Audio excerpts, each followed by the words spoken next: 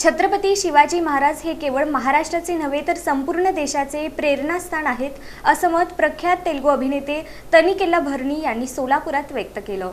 छत्रपती शिवरायांवर प्रख्यात तेलुगू अभिनेते तनिकेल्ला भरणी हे शनिवारी सोलापुरात व्याख्यान देणार आहेत. त्यानिमित्त शुक्रवारी सोलापुरात आलेले तनिकेल्ला भरणी यांनी पत्रकारांशी संवाद साधला. लहानपणापासूनच शिवराय हे माझं प्रेरणास्थान आहेत. देशाचं अस्तित्व असेपर्यंत शिवरायांचं नाव शाश्वत राहणार आहे. शिवरायांनी देशाच्या संस्कृतीचं तसंच धर्माचं रक्षण करण्याचं महान काम केलं. नवीन पिढीला शिवरायांची महती पटवून देणं गरजेचं असल्यानं मी तेलुगू भाषेत व्याख्यान देण्यासाठी आलो आहे, असं भरणी म्हणाले. आपण गेल्या 40 वर्षांपासून सिनेसृष्टीमध्ये काम करत आहोत. सध्या 2 चित्रपटात काम करत असून त्यापैकी एकामध्ये मी हातमाग कामगाराची भूमिका साकारत आहे, असं भरणी यांनी पत्रकारांनी विचारलेल्या एका प्रश्नाला उत्तर देताना सांगितलं. पंतप्रधान नरेंद्र मोदी यांना भेटण्याची मला सुवर्ण संधी मिळाली, त्यामुळं माझं जीवन धन्य झालं असं मी मानतो.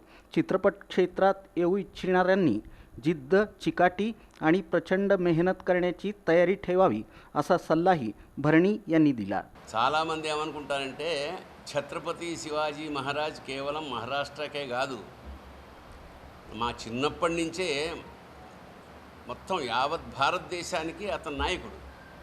ఛత్రపతి అంటే యావత్ భారతదేశం ఒక ఛత్రం కింద తీసుకొచ్చిన మహానుభావుడు ఛత్రపతి శివాజీ. అంచేత మేము చిన్నప్పటి నుంచి అంటే నా బాల్యం నుంచే నాని అనే హీరో, ఆయన శ్రీకాంత్ డైరెక్టరు, అతని సినిమా ప్యారడైజ్ అని ఒకటి చేస్తున్నాను. చాలా చాలా మంచి వేషం. అలాగే చేనేత కార్మికుడిగా ఒక సినిమా చేస్తున్నాం. అందులో నేను చేనేత కార్మికుడిని, నా మనవడు వాడు అదే నేస్తూ ఉంటాడు. ఆ బ్యాక్డ్రాప్లో ఒక లవ్ స్టోరీ చాలా గొప్పగా వస్తుంది. ఎక్కడున్నా సరే మన తెలుగు వాళ్ళు ఒక యూనిటీగా ఉంటే, ఇవాళ ఇప్పుడు నేను ఆసుపత్రికి వెళ్ళి వస్తున్న 60 ఏళ్ల క్రితం తయారు చేసిన పెట్టిన ఆసుపత్రి మార్కండేయ అసహకారి ఆసుపత్రి ఎంత వైభవంగా ఉందండి.